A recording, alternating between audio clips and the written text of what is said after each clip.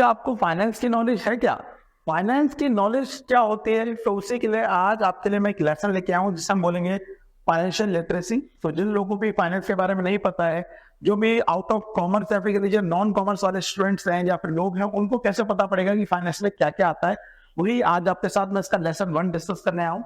तो चलिए शुरू करते हैं। मेरा नाम है रनकेश कश्यप और आप देख रहे हैं फाइनेंस की 0 to हीरो सीरीज।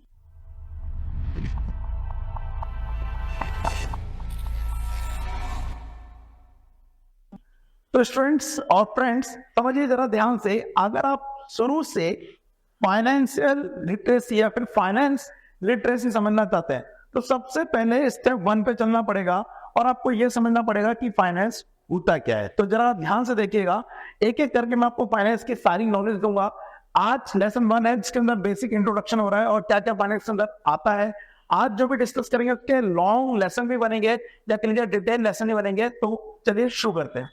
सबसे पहली चीज, अगर हम फाइनेंशियल लिटरेसी की बात करें तो आज हम क्या क्या समझने वाले हैं। देखिए, आज के लेसन में हम 5 चीजों पर फोकस करेंगे। सबसे पहली चीज तो जैसे हो गया इंट्रोडक्शन, सेकंड चीज होगी मनी एंड मैनेजमेंट क्या होता है, उसके बाद फाइनेंशियल गोल के बारे में पढ़ेंगे, देन इसके बेनिफिट्स के बारे में पढ़ेंगे एंड फाइनली फाइनेंशियल टिप्स के बारे में पढ़ेंगे कि क्या क्या फाइनेंशियल टिप्स आपको पता होनी चाहिए।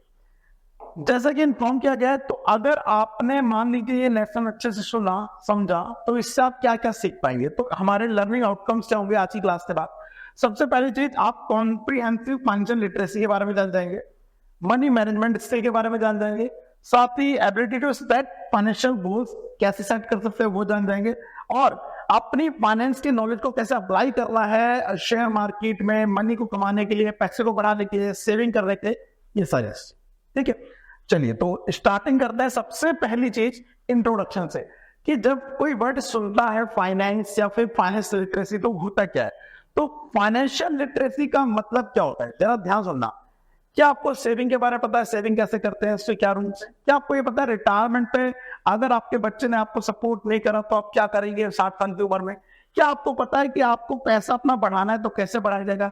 ये सारी चीजें किसके अंदर आती है? आपको फाइनेंशियल लिटरेसी के अंदर। तो सबसे पहले जैसा कि बताया गया है फाइनेंशियल लिटरेसी, फाइनेंशियल लिटरेसी का मतलब होता है financial literacy is the knowledge and understanding of various financial concepts, tools and practice, जिसके थ्रू आप फाइनेंस को समझ सकते हैं।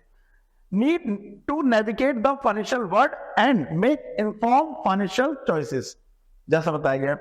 तो नॉर्मली आपको फाइनेंस से रिलेटेड सारी चीजें पता होनी चाहिए, ऐसी कॉन्सेप्ट पता होनी चाहिए जो फाइनेंस में काम आने वाले हैं, ऐसे टूल्स पता होने चाहिए जो फाइनेंस में काम आने वाले हैं आपकी लाइफ में, ऐसी कौन कौन से काम प्रैक्टिसेस है जो फाइनेंस में काम आने वाली है। अगर फाइनेंशियल को अच्छे से समझ जाए तो होगा क्या? Understanding financial personal finance help to student build a positive relationship with money so that they can spend and save responsibly। देखिए यहाँ पर स्टूडेंट इसलिए लिखा हुआ है क्योंकि अगर आप सीख रहे हैं तो मान के चलिए आपको पहले से इतना नॉलेज नहीं है। तो पहले से नॉलेज नहीं है तो आपको यही सिखाया जा रहा है कि आप अपनी मनी को कैसे सेव कर सकते हैं, कैसे स्पेंड कर सकते हैं, ये सारी चीजें। ये इंट्रोडक्शन। अब सबसे इंपॉर्टेंट चीज जो यहाँ का आज का टॉपिक का है वो है मनी मैनेजमेंट। आपको अपनी मनी को कैसे मैनेज करना है। तो मनी मैनेजमेंट के अंदर याद रखिएगा 5 चीजें आती है। सबसे पहले करना क्या आता है? बजटिंग करना आता है, कि आपको बजट बनाना आता है। दूसरी चीज आता है सेविंग करना। इसके बाद थर्ड चीज आती है इन्वेस्टिंग करना। उसके बाद बोरोइंग करना and last planning for the future. तो एक एक करके हम सारा डिस्कस करेंगे इसके अंदर हमारे फाइनेंशियल लिटरेसी के अंदर। सबसे पहले बात करते हैं बजटिंग के ऊपर। बजटिंग का मतलब क्या होता है? तो जैसा कि आपको पता है, सुना भी हो अपने घर में कि बजट बना रहे हैं। बजट का मतलब होता है फ्यूचर के लिए। बजट का मतलब होता है फ्यूचर के लिए ये पता लगाना कि कहां से इनकम आएगी और कहां पे हम खर्च करेंगे, दैट इज बजटिंग। तो यहाँ पर सिंपली मीनिंग बताया हुआ है, budgeting involve having a spending plan. Spending plan, आप कहां कहां खर्च करने वाले हैं based on your income and expenses. कहां से इनकम आएगी और कहां खर्च करेगा, तो उसका प्लान करना, दैट कॉल्ड बजट। तो एग्जांपल के लिए अगर आप एक ट्रिप पे जा रहे हैं घूमने और ट्रिप में आप 2 दिन स्टे करने वाले हैं तो कितना फ्यूल का खर्च आएगा, कितना होटल का खर्च आएगा, ये सारी चीजें प्लान करोगे आप। और कहाँ से वो मान लीजिए वो ट्रिप होगी 5,000 रुपए की, तो 5,000 रुपए कहाँ से आएंगे, ये सारा प्लान करना इसके अंदर आएगा, बजटिंग के अंदर आएगा। जब आप बजटिंग की बात करते हैं तो कुछ एस्पेक्ट पे आप ध्यान देते हैं। पहली चीज, आपको इनकम पता होनी चाहिए, इनकम कहाँ से आएगी, क्या होती है। आपको अपने फिक्स एक्सपेंस पता होना चाहिए। फिक्स का एक्सपेंस मैं बताऊंगा अगले पार्ट में क्या होता है। डिस्क्रिशनरी स्पेंडिंग आपको पता होनी चाहिए। डिस्क्रिशनरी स्पेंडिंग क्या होती है? ऐसी स्पेंडिंग जो हमारे नॉन एसेंशियल होते हैं, उन्हें ना भी किया जाए तो चलेगा, लेकिन तब भी हम उसे हाथ प्लान करते हैं। उसके बाद एक आ रहा है सेविंग। ये सबसे इंपॉर्टेंट चीज है। जब हमारी इनकम का सारा पार्ट जितना भी हमारी जरूरत का होता है हम खर्च कर देते हैं, तो कुछ लोग पैसा बचाते हैं, उसे हम सेविंग बोलते हैं। वैसे सेविंग करने का फंडा ऐसा नहीं है, सेविंग करने का तरीका कुछ और होता है, बट क्या होता है वो हम डिस्कस करेंगे। चलिए, यहाँ पर जब मैंने आपको ये बताया कि बजट क्या होता है, तो बजटिंग से रिलेटेड एक रूल बताता हूँ। रूल क्या है? रूल है 50-20-30 का रूल। आपसे 50-30-20 का रूल भी बोल सकते हैं। 50-20-30 रूल के अकॉर्डिंग हमें अपनी इनकम के 3 सेक्शन करने होते हैं, एक 50%, एक 20% और एक 30%। हमें अपनी इनकम का 50% खर्च करना चाहिए हमेशा अपनी नीड्स पर। तो 50% of income goes towards things needs, जिनकी आपको जरूरत है। लेट्स से एक एग्जांपल लेते हैं कि आपकी इनकम है 40,000, तो 40,000 में से आपको जो 50% हो गया, दैट इज 20,000, वो आपको अपनी नीड पे खर्च करना है। एंड देन जो 20% है वो आपको अपनी सेविंग पे खर्च करना है। विच मीन्स 40,000 का आपका 20% हो गया, लगभग होगा 4,000। इट मीन्स आपको 4,000 रुपए तो बचाने हैं, वो कहीं पे सेव करना है। एंड देन 30% आप खर्च कर सकते हैं अपनी मंथली इनकम का अपनी वॉन्ट्स पर। अगर आप कुछ खरीदना चाहते हैं, आप कुछ घूमना चाहते हैं, तो वहां पर वॉन्ट्स पर आप खर्च कर सकते हैं। वॉन्ट्स और नीड्स सेम नहीं, याद रखना। ठीक है, तो ये बस्टिंग का रूल था, और बस्टिंग क्या होता है वो मैंने आपको बताया। देन आफ्टर आपको समझना पड़ेगा कि जब बस्टिंग कर रहे हैं तो हमारे कुछ खर्चे फिक्स होते हैं और कुछ खर्चे वेरिएबल होते हैं, क्योंकि बस्टिंग में ये इंपॉर्टेंट चीज है जिसमें आपको फिक्स खर्चों को ध्यान में देना पड़ेगा। फिक्स खर्चे या फिक्स एक्सपेंसेस वो है जो हर बार होंगे ही होंगे, और वेरिएबल वो है जो हो भी सकते हैं और नहीं भी सकते हैं, डिपेंड्स। एग्जाम्पल के लिए स्ट्रीमिंग सर्विस, अगर आपने कोई मान लीजिए नेटफ्लिक्स का प्लान ले रखा है, हॉटस्टार का प्लान ले रखा है, यूट्यूब का प्लान ले रखा है, सब्सक्रिप्शन ले रखा है, तो वो मंथली एक्सपेंसेस अगर आप उसके लिए 200 रुपए पर मंथ पे कर रहे हैं तो वो होगा ही होगा। ये आएगा फिक्स एक्सपेंसेस के अंदर। उसके बाद फोन का बिल, अगर आप एक स्पेसिफिक रिचार्ज कराते हैं तो फोन का बिल आपका क्या हो जाएगा? फिक्स हो जाएगा। लेकिन अगर आपका पोस्टपेड सिम है एग्जाम्पल के लिए, तो जितना यूज करेंगे उतना बिल आएगा। इन दैट केस वो क्या हो जाएगा? वेरिएबल, क्योंकि वो यूज के बेस पर बिल आएगा। मेडिकल एक्सपेंसेस कम ज्यादा हो सकते हैं, वेरिएबल हो सकते हैं, ये कोई फिक्स एक्सपेंसेस नहीं है। इसके अलावा घर का सामान हो गया, जिम की मेंबरशिप हो गई, रेंट हो गया। रेंट और ये दोनों क्या हो गए हमारे? फिक्स है, ये ऊपर नीचे हो सकता है। फास्ट फूड ऊपर नीचे हो सकता है, वेरिएबल है। इंटरनेट बिल फिक्स है, और कार के रिपेयर ऊपर नीचे हो सकता है, फिक्स नहीं है कि हर मंथ उतना ही रिपेयर होगा। तो इस हिसाब से इन दोनों चीजों को, फिक्स और वेरिएबल एक्सपेंसेस को ध्यान में रखकर ये आप हमेशा क्या बनाएंगे? अपना बजट बनाएंगे। देन आफ्टर दूसरी चीज जो आपको पता होनी चाहिए बस्टिंग के बाद, वो है आपकी सेविंग। देखिए, कई सारे लोगों को लगता है कि सेविंग क्या चीज होती है? सेविंग वो चीज होती है जब खर्चे सारे करने के बाद अगर कोई पैसा बच गया, दैट इज देविश, आप रॉन्ग। सेविंग ऐसी चीज है जो हमें कंपल्सरी करनी चाहिए, और इवन पहले सेविंग करनी चाहिए, उसके बाद क्या करना चाहिए? अपनी खर्चों को डिसाइड करना है कि हम ये खर्चा करें या ना करें। खासकर वेरिएबल खर्चों को क्या कर सकते हैं? हम कम कर सकते हैं। अननेसेसरी खर्चों को क्या कर सकते हैं? कम कर सकते हैं। लेकिन सेविंग करना बहुत जरूरी है, बहुत जरूरी है, ध्यान दीजिए। सबसे पहले saving money help you cover future expenses such as higher priced item and emergencies. दो इंपॉर्टेंट है। आप सेविंग क्यों कर रहे हैं? एक तो कुछ ऐसी चीजें हैं जो ज्यादा कम महंगी हो जाएंगी, तो उसके लिए आपको पैसा चाहिए होगा। और सबसे इंपॉर्टेंट, इमरजेंसीज।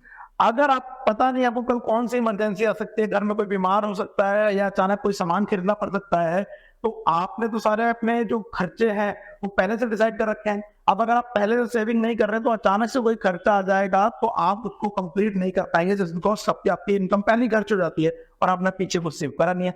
तो इसलिए आपको मंथली कुछ ना कुछ सेव जरूर करना चाहिए। Having money saved can help you cover those costs, give you financial stability. अगर आपके पास सेविंग है तो अगर कुछ ऐसा कुछ आता है तो आपको फाइनेंशियल स्टेबिलिटी बनी रहेगी। आप अचानक से आपका बैलेंस, आप कह लीजिए आपका जो बजट है वो बिगड़ेगा नहीं। ध्यान रखना, बजट इससे पहले पड़ा है तो उसमें एक पार्ट आपको सेविंग का रखना पड़ेगा। And give you more flexibility to explore the other opportunity. जरूरी नहीं है इमरजेंसी, कोई ऐसी अपॉर्चुनिटी आ रही है जहां पर कोई चीज सस्ते में मिल रही है या कुछ ऐसा हो सकता है जो अगर आप ग्रैब कर ले तो आपका फायदा होगा, लेकिन वो अपॉर्चुनिटी आप तभी ग्रैब कर पाएंगे जब आप पे पैसा होगा, है ना। तो मनी के मैनेजमेंट के अंदर सेविंग पे भी हमें ध्यान देना है। उसके बाद चलिए आपने हर मंथ सेव कर रहे हैं। अब सेव करने के बाद एक लिमिट टाइम के बाद, मान लीजिए आपने 6 महीने की इनकम सेव कर ली या फिर इतना पैसा सेव कर लिया कि 6 मंथ की सैलरी के बराबर है, लेकिन उसके ऊपर बियॉन्ड भी आपका पैसा जा रहा है, आप क्या करेंगे? अब आप स्टार्ट कीजिए इन्वेस्टिंग। सो इन्वेस्टिंग क्या है? Investing involve growing your money over a time by allocating money to the stocks, bond, real estate या any other चीज। सेविंग मान लेते हैं, मैंने क्या बोला, 6 मंथ की इनकम के बराबर करने के बाद भी अगर सेव कर रहे हो, बढ़ता जा रहा है, तो आप क्या करेंगे? आप इन्वेस्ट करेंगे। आप अपने पैसे को ऐसी जगह पे एलोकेट करेंगे, ऐसी जगह पे लगाएंगे जहां पर आपका पैसा बढ़ेगा, दैट इज कॉल्ड इन्वेस्टिंग। तो इन्वेस्टिंग का भी एक रूल है, क्या है आपको पता होना चाहिए। मैंने आपको शायद सेविंग का रूल बताना भूल गया। अपनी सेविंग ऑप्शनल मत रखिए, कंपल्सरी रखिए। जहां पर आपकी इनकम आएगी तो आप उसका एक पार्ट होगा, अपने आप ही क्या हो जाएगा? ऑटोमेटिक और सेविंग हो जाएगा, बिजनेस अपने आप चला जाएगा। सिर्फ इसी तरह से जब मैं इन्वेस्टिंग की बात कर रहा हूँ, तो आज के टाइम में बहुत सारी ऐप है जहां पे आप इन्वेस्ट कर सकते हैं buy stock, bond, gold, real estate. Real estate में तब भी मैं कह सकता हूँ ज्यादा पैसा चाहिए, बट स्टॉक में इन्वेस्ट करने के लिए आप 100 रुपए से भी चालू कर सकते हैं। बॉन्ड में इन्वेस्ट करने के लिए 100-200 रुपए से भी चालू कर सकते हैं, 5000 से भी चालू कर सकते हैं। गोल्ड के लिए भी आप इवन कुछ ऐसी ऐप तो जहां पे आप 100, 200, 500 से चालू कर सकते हैं। तो पॉइंट ये है, इन्वेस्ट करना चालू कीजिए, ठीक है। इन्वेस्टिंग के बाद फाइनेंशियल लिटरेसी के अंदर आता है इंपॉर्टेंट पॉइंट, होता है वो है बोरिंग। बोरिंग क्या होता है? कर्जा लेना। देखो कई बार ऐसा होता है, कुछ सामने चीजें ऐसी आ जाती हैं जो हमारी इनकम से पूरी हो ही नहीं सकती, तो इन दैट केस हमें क्या लेना पड़ेगा? उधार लेना पड़ेगा। सो उधार लेना क्या है? बोरिंग कहलाता है। सो बोरिंग में there may be come time when you need to more money than what you have, जितनी उससे ज्यादा खर्चे आ जाते हैं। तो इस केस में आपको क्या लेना पड़ेगा? लोन लेना पड़ेगा। हो सकता है एजुकेशन लोन लेना पड़े, हो सकता है मान लीजिए आप अपनी बाइक परचेज करें, उससे लोन लेना पड़े। तो लोन लेना कोई बुरी बात नहीं है, बट आप ये ध्यान रखिएगा कि उस लोन को टाइमली आप पे कीजिए, क्योंकि चीज होती है सिबिल स्कोर, शायद आपने सुना नहीं होगा। कई सारी कंपनियां ऐसे स्कोर बनाती हैं जो आपकी फाइनेंशियल क्रेडिबिलिटी बताती हैं। एग्जाम्पल जैसे स्कूल में मार्क्स मिलते थे ना कि 100 में से इतने मिल रहे हैं, तो बताते हैं कि आज 90 वाला बच्चा अच्छा है और 30 वाला बेकार है। वैसे ही अब जैसे आप बड़े हो जाएंगे तो आपका एक सिबिल स्कोर बनना चालू होगा। जब भी कहीं आप ऑनलाइन चीज परचेज करेंगे या कुछ उधार लेंगे और उसकी पेमेंट करेंगे, और उस स्कोर के बेस पे आपको जज किया जाएगा कि आप पेमेंट करने में कैसे हैं। तो प्लीज अगर आप कभी बोरो करें तो टाइम से पेमेंट करें। जैसे एग्जांपल यहाँ पे टिप के तौर पर दिया हुआ है क्रेडिट कार्ड। आज के टाइम में बहुत ज्यादा कॉमन चल रहा है। क्रेडिट कार्ड में क्या होता है, आपको एक लिमिट दे दी जाती है। मान लीजिए 40,000 आपकी सैलरी थी, आपको एक कार्ड पकड़ाते हैं कि आप 50,000 खर्च कर सकते हैं। देखो कार्ड पकड़ाए ज्यादा का कोई मतलब नहीं है, होगा खर्च नहीं करना अपना, अपनी नीड, अपनी जरूरतों के हिसाब से खर्च करना है। बॉन्ड पर क्रेडिट कार्ड से खर्चा नहीं करना है, अदरवाइज आप पूरा बिल पे नहीं कर पाओगे और आपको बहुत ही हायर इंटरेस्ट पे करना पड़ेगा।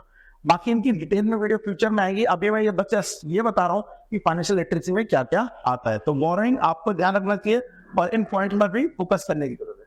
उसके बाद नेक्स्ट चीज आ रही है हमारी, वो है last, planning for future. Financial literacy के अंदर फ्यूचर के लिए प्लान आता है। जब आप रिटायर होंगे, आप 60 साल के हो जाएंगे।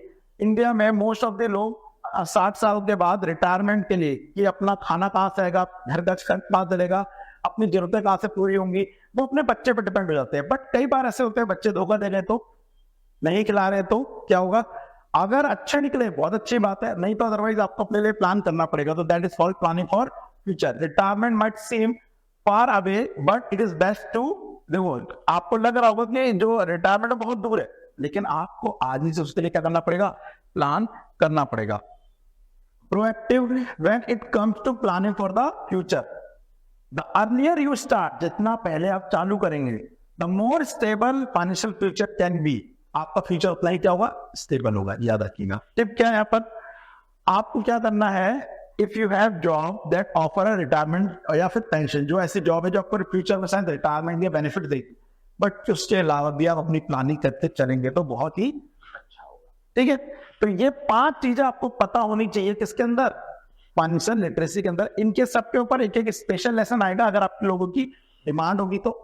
अब आते हैं सबसे पहले, जब आप अपना फाइनेंशियल गोल बनाए तो आपका फाइनेंशियल गोल कैसा होना चाहिए? एक स्मार्ट गोल होना चाहिए।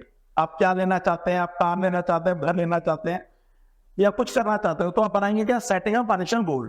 फाइनेंशियल गोल कैसा होना चाहिए आपका, स्मार्ट होना चाहिए। स्मार्ट मतलब दिखने की बात नहीं कर रहा हूँ, स्मार्ट का मतलब यहाँ पर है एस फॉर स्पेसिफिक, क्या चाहते हैं क्लियर हो, यार मुझे कुछ चाहिए, क्या चाहिए बताना, कुछ चाहिए, कुछ नहीं, स्पेसिफिक होना चाहिए।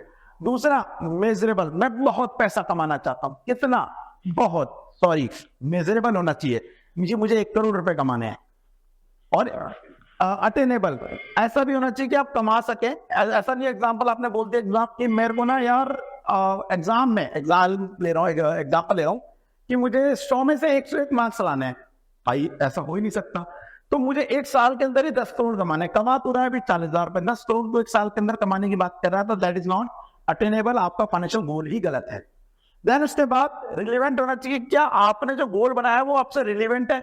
कोई ऐसा गोल मत बना देना जिसका आपसे कोई लेना देना नहीं है, ठीक है। मैं तो रिलायंस जैसे एक कंपनी खड़ी कर दूंगा, क्या अभी वो रिलेवेंट है आपके काम से, आपके गोल से, नहीं, तो आपने रिलेवेंट गोल बनाया ही नहीं है। एंड लास्ट, टाइमली, उसे आप एक टाइम में बाउंड में कंप्लीट भी कर सके, 1 साल के अंदर, 2 साल के अंदर आप उसे टाइम देंगे, तो गोल ऐसा बनाइए जो स्पेसिफिक टाइम में पूरा भी हो सके। लास्ट चीज इसके अंदर आपको पता होनी चाहिए, वो है फाइनेंशियल लिटरेसी के बेनिफिट क्या होंगे। फाइनेंशियल एम्पावरमेंट आ जाएगी आपको, सिक्योरिटी बेनिफिट हो जाएगा आपको। सिक्योरिटी का मतलब आप किसी पर डिपेंड नहीं रहेंगे फ्यूचर में, गोल आपके अचीव हो जाएंगे अगर आप फाइनेंशियल लिटरेसी को फॉलो करते हैं। स्ट्रेस कम होगा क्योंकि आप पहले से ही आपने अपने खर्चों को प्लान कर रखा है, आने वाली इमरजेंसीज को प्लान कर रखा है। एंड वेल्थ एक्यूमुलेट होगी, धीरे धीरे आपके पैसे वैसे बढ़ते जाएंगे।